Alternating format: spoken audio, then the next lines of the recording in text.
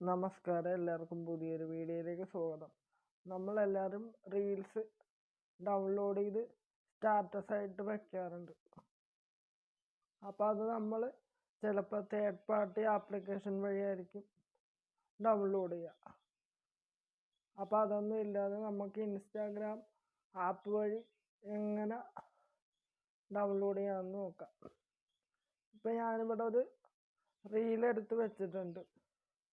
അതെങ്ങനെ ഡൗൺലോഡ് ചെയ്യാമെന്ന് നോക്കാം. അതിനായിട്ട് റീല് ഓപ്പൺ ചെയ്യാം.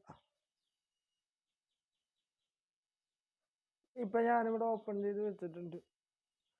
ഇതിൻ്റെ ഇവിടെ ഷെയർ എന്നൊരു ഓപ്ഷൻ കാണും.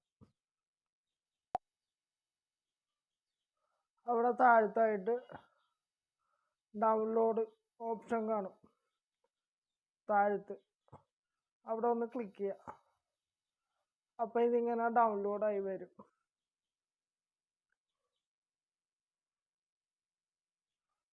അതിനുശേഷം ഒന്ന് ബാക്ക് പോവുക.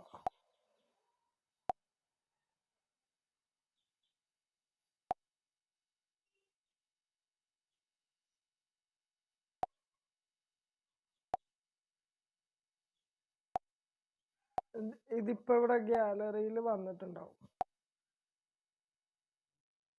ഇത് നമുക്കിനി വേണമെങ്കിൽ സ്റ്റാറ്റസ് ആയിട്ടൊക്കെ വെക്കാവുന്നതാണ്. അപ്പോൾ ഇങ്ങനെയാണ് റീൽസ് ഡൗൺലോഡ് ചെയ്ത് സ്റ്റാറ്റസ് ആയിട്ട് നമുക്ക് വെക്കാൻ സാധിക്കുക.